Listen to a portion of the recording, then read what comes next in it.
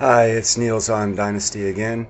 Uh, Wondering if you guys remember a word out of China. What was it? It was Evergrande. Yeah. No, it wasn't Harley. I mean Gandalf. It wasn't Gandalf, and it wasn't Dixie. It was Evergrande. And everyone thought, "Oh my God, it's isolated. It's only them, but it's big. It's oh my God, whatever." All right. Well, if you could give me 5 minutes of your time, I'll show you a little video here out of China. Yes, it's about China. Protests erupt. After a few months of relative tranquility, the real estate crisis in China is again gaining strength and revealing that the entire real estate system, based on financial speculation and not on real needs, is collapsing. It's putting China's productive system as a whole at risk. Recently, a group of buyers of homes under construction in China whose properties have not been completed due to the precarious economic situation of some construction companies stopped paying monthly mortgage installments, which exposes and deepens even more the crisis that the real estate sector is going through. Fitch Ratings, the international credit rating agency, published a report a few months ago.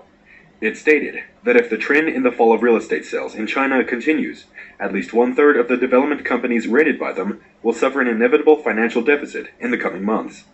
Fitch Ratings' warning is now being fulfilled. Due to their fiscal deficits and lack of liquidity, construction companies are forced to delay and even suspend works in progress to the detriment of their clients, who further aggravate the delicate situation by stopping the payment of their installments. Origin of the conflict. The financial and real estate markets under the Chinese Communist regime have been on shaky ground since the crisis of the Chinese real estate giant, Evergrande, became evident during the last few months. The immediate result is that the entire sector has become a massive bubble about to burst.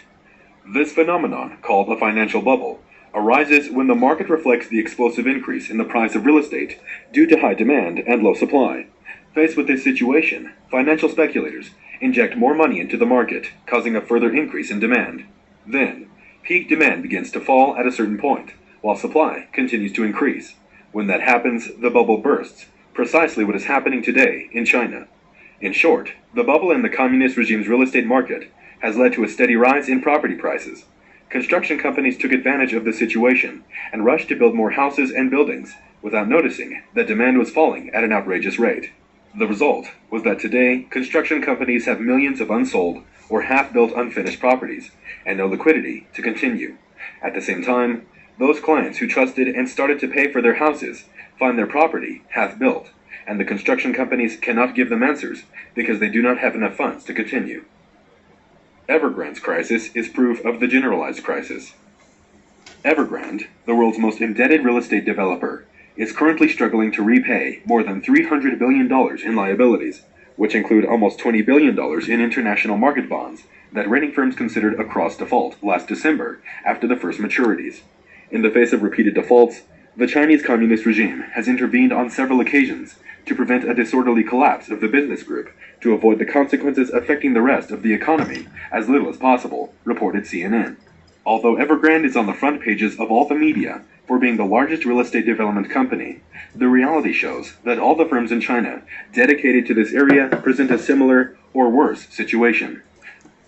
Dedicated to this area. What that means is all their construction companies, all these unfinished buildings. These are all unfinished buildings. Every building company in China is on the same page or worse than Evergrande. This indicates that the crisis is not exclusively due to personal factors, but to serious structural issues of the economy led by the Chinese Communist regime. Thousands of savers are unable to withdraw savings from banks. Protests are not common under the Chinese Communist regime. The truth is that in the last few days, thousands of small savers decided to complain about not.